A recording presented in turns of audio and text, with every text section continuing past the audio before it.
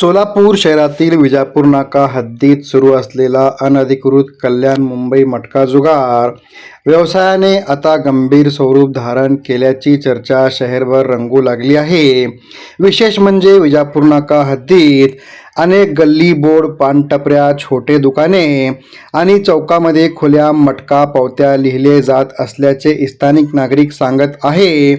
त्यामुळे विजापूर नाका हद्दीत हा आता मटका व्यवसायाचा केंद्रबिंदू बनलाय का, असा संतप्त सवाल उपस्थित होत आहे। स्थानिकांचे मते, दिवसा कल्याण आणि रात्री मुंबई नावाने सुरू असलेला हा अवैध धंदा विजापूर नाका हद्दीत अक्षरशः बिनधास्तपणे सुरू आहे।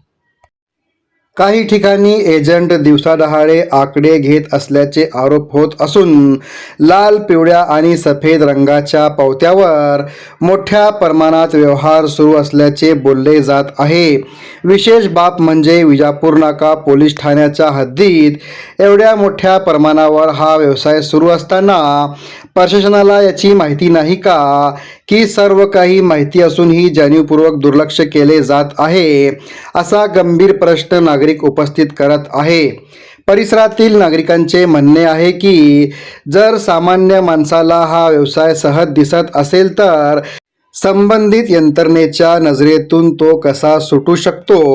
विजापूर नाका हद्दीत युवकांना जलद पैशांची आमिष दाखवून या जुगाराच्या विखळत्यात ओढले जात असल्याचीही चिंता व्यक्त केली जात आहे। अनेक गरीब व मध्यमवर्गीय कुटुंबातील युवक या अवैध जाळ्यात अडकत असून त्यामुळे घरांची आर्थिक परिस्थिती ढासळत असल्याचे स्थानिकांचे म्हणणे आहे। नागरिकांचे मते, केवळ छोट्या एजंटावर कारवाई करून उपयोग नाही तर विजापूर नाका हद्दीत सुरू असलेल्या या संपूर्ण मटका रॉकेटचा आर्थिक तपास, मुख्य सूत्रधार, पैशांचे व्यवहार आणि संरक्षण देणाऱ्या घटकांची सखोल चौकशी होणे अत्यावश्यक आहे। काही दिवसांची दिखाऊ छापेमारी नव्हे तर कायमस्वरूपी बंदी हवी, अशी जोरदार मागणी आता परिसरातून पुढे येत आहे।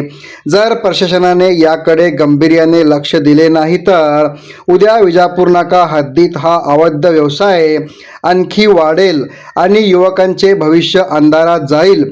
त्यामुळे आता कठोर कायदेशीर कारवाई करून या मटका साम्राज्यावर कायमचा लगाम लागण्याची गरज व्यक्त केली जात आहे। पुढील भागात सोलापूरनामा 24 न्यूज विजापूर नाका हद्दीत सुरू असलेल्या या अनधिकृत मटक्याबाबत अनेक गंभीर खुलासे करणार आहे।